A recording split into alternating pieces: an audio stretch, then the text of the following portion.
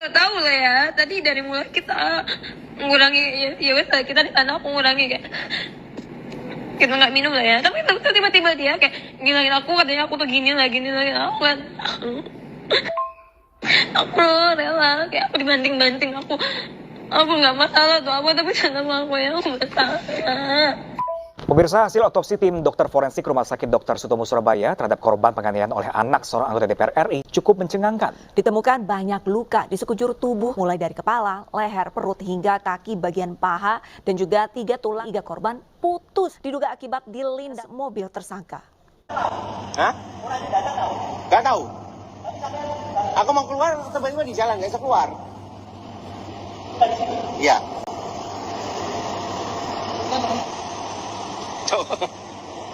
Cok rekam sih.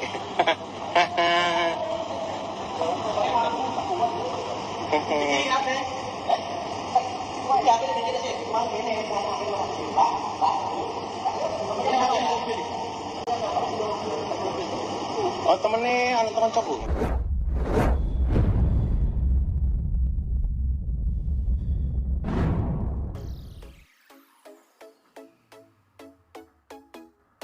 Halo, apa kabar? Ketemu lagi dengan Arti. Terima kasih yang sudah mampir ke video ini. Baru-baru ini kita semua kembali dihebohkan dengan kabar yang lagi-lagi dilakukan oleh salah satu anak dari petinggi negara. Tepatnya oleh anak dari salah satu anggota DPR RI, ia diduga melakukan tindak kekerasan pada sang pacar hingga mengakibatkan sang pacar tersebut kehilangan nyawanya. Yuk kita bahas apa sih yang sebenarnya terjadi berdasarkan dari keterangan polisi, dari tim pengacara keluarga Dini, dan juga dari beberapa rekaman CCTV di lokasi kejadian.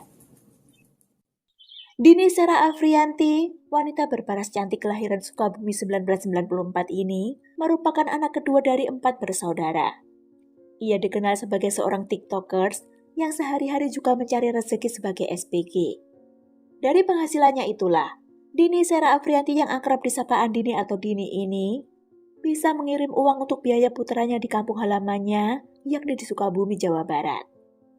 Ya, Dini ternyata adalah seorang single parent dengan 1 anak laki-laki yang kini telah berusia 12 tahun. Sejak 12 tahun lalu, tepatnya sejak sang anak masih bayi, Andini atau Dini ini kabarnya pergi meninggalkan rumahnya yang katanya berpamitan untuk bekerja.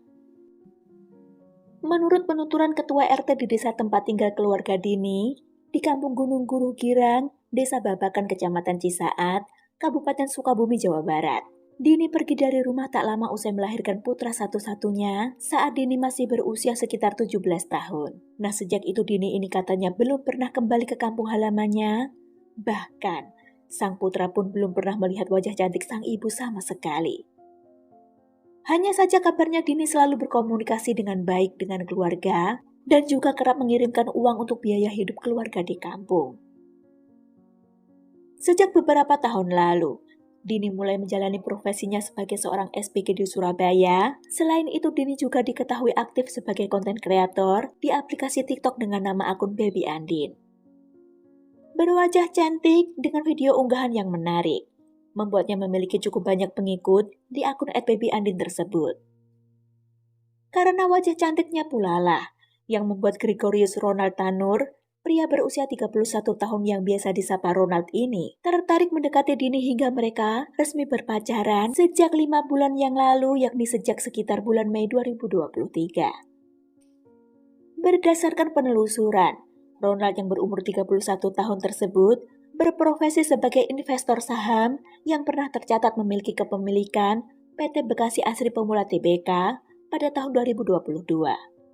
Ia juga pernah beberapa kali tercatat sebagai mahasiswa, namun kabarnya tidak pernah sampai lulus. Sedangkan dari informasi yang beredar, Ronald Tanur ini kabarnya merupakan anak dari Edward Tanur, seorang anggota DPR RI periode 2019 hingga 2024 dari fraksi PKB asal NTT. Nah, sejak menjalin hubungan asmara selama 5 bulan dengan Ronald ini, ternyata mereka memutuskan untuk tinggal bersama di daerah Pakuwon City. Namun, selama 5 bulan itu pula, Dini ini ternyata beberapa kali telah mengalami tindak kekerasan dari si Ronald.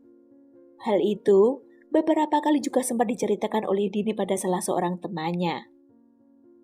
Si teman tersebut sebenarnya Sudah mengingatkan agar Dini lebih berhati-hati dan supaya nggak terlalu bucin gitulah maksudnya ya.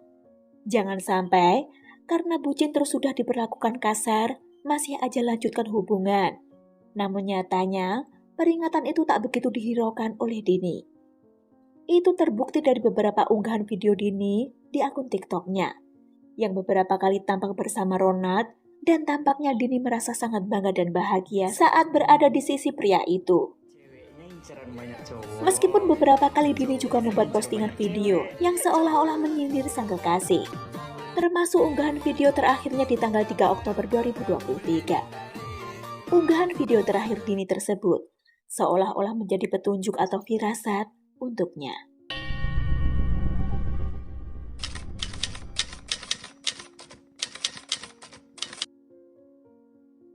Pada Selasa 3 Oktober 2023, sekitar pukul 18.30 waktu Indonesia Barat, Dini dan Ronald saat itu sedang makan di daerah Jiwok, Citraland, Surabaya. Malam itu, Ronald ini ternyata dihubungi oleh salah satu temannya yang bermaksud mengundang mereka berdua untuk datang ke tempat hiburan karaoke Black Hole KTV di Mall Landmark yang berlokasi di Surabaya Barat. Barulah pada pukul 21.32, Dini dan Ronald sampai di Black Hole KTV Room 7, kemudian bergabung dengan teman-teman Ronald yang berjumlah 7 orang. Mereka lalu nyanyi-nyanyi, juga joget bareng juga, sambil minum miras hingga hampir dini hari.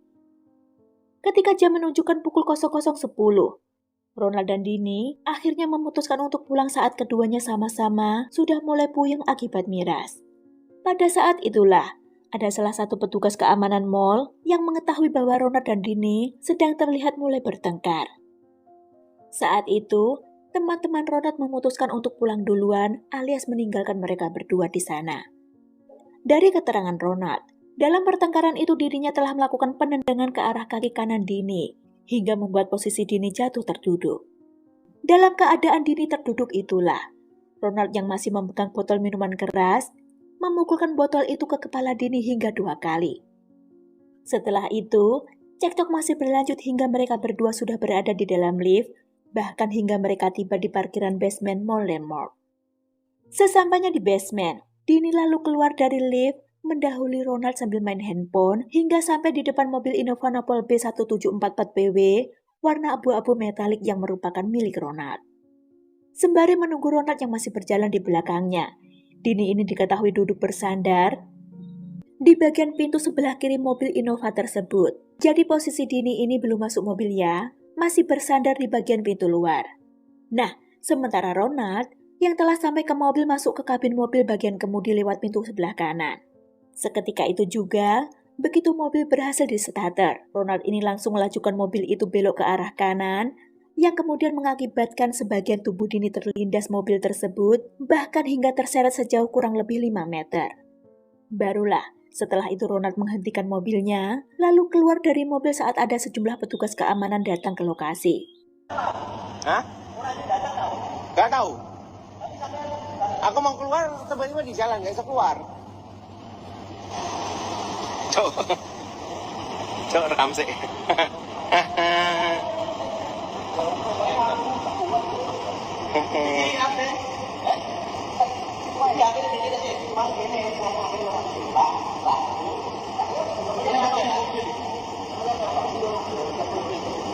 Oh temennya, teman cokul maksudnya. Setelahnya, Ronald memutuskan untuk menaikkan Dini ke mobil, tepatnya di bagian belakang, yakni di bagian bagasi mobil itu. Anak anggota DPR RI ini lantas segera membawa kekasihnya yang sudah dalam keadaan lemah ke apartemen mereka, yakni di apartemen Tanglin Orchard BTC Surabaya.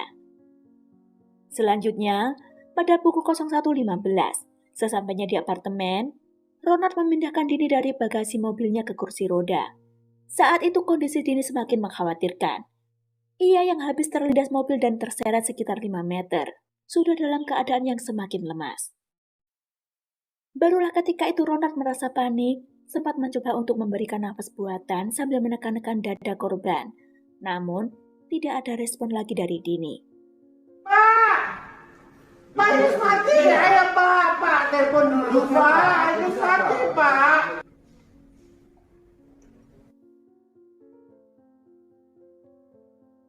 Karena kondisi Dini mengkhawatirkan, ia lalu dibawa ke Rumah Sakit Nasional Hospital.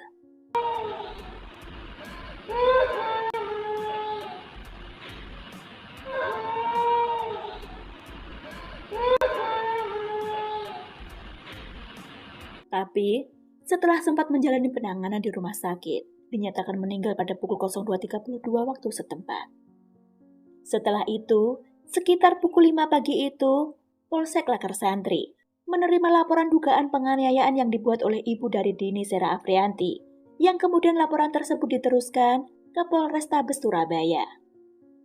Setelah adanya laporan kejadian itu, tim penyidik dari Satreskrim Polrestabes Surabaya segera melakukan proses autopsi terhadap jenazah Dini, dan juga pemeriksaan saksi serta penyesuaian dengan CCTV hingga dilakukan proses prarekonstruksi, di mana akhirnya polisi menetapkan Gregorius Ronatanur, pria berusia 31 tahun tersebut, sebagai tersangka. Anak dari anggota DPR RI dari fraksi PKB itu akan dijerat dengan 2 pasal, yakni pasal 351 ayat 3 dan pasal 359 KUHP tentang penganiayaan yang mengakibatkan seseorang kehilangan nyawanya dengan ancaman 12 tahun penjara. Sementara itu, dari keterangan pengacara keluarga Dini yang bernama Dimas, terkuak fakta bahwa si tersangka Ronald ini sempat membuat laporan kematian palsu ke Polsek Lakar Santri juga atas meninggalnya Dini Sera Afrianti yang katanya disebabkan oleh penyakit asam lambung atau jantung. Beruntungnya, pihak keluarga dan tim pengacaranya bergerak cepat dengan membuat laporan adanya dugaan penganiayaan terhadap Dini menjelang kematiannya. Menurut si pengacara, jika saja pihak keluarga tidak segera membuat laporan tersebut, kemungkinan perbuatan biadab sang putra anggota DPR RI itu tak akan pernah terungkap. Jenazah Dini Sera Afrianti tiba di rumah duka yakni di kampung halamannya di Kampung Gunung Guru Girang, RT 12 RW 4.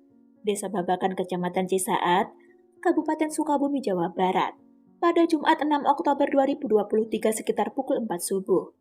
Kemudian, barulah sekitar pukul 9 paginya, Dini dimakamkan di TPU Babakan yang jaraknya hanya sekitar 300 meter saja dari rumah keluarga almarhumah. Sementara itu, dari akun Instagram yang diduga milik adik dari Dini, pada hari itu juga Jumat 6 Oktober, ia mengunggah sebuah foto yang menampilkan sosok anak dari Dini yang tengah terduduk sedih di samping makam sang ibu. Teruntuk almarhumah Dini Sera Afrianti, semoga diampuni segala dosanya dan diberikan tempat yang terbaik di sisi Allah Subhanahu wa Ta'ala ya. Dan bagi keluarga yang ditinggalkan, dilimpahkan ketabahan serta kesabaran. Juga bagi pelaku, semoga segera mendapatkan hukuman yang setimpal. Meskipun terkait pasal yang disangkakan terhadap pelaku ini telah menimbulkan pro kontra ya, di mana pihak berwajib mengenakan dengan pasal penganiayaan, sementara banyak pihak yang berpendapat jika seharusnya si pelaku tersebut dikenakan pasal pembunuhan. Baiklah, kita lihat ya seperti apa perkembangan kasus ini ke depannya. Jadikan pembelajaran untuk kita semua. Terima kasih yang sudah nyimak video ini. Jaga diri kalian ya.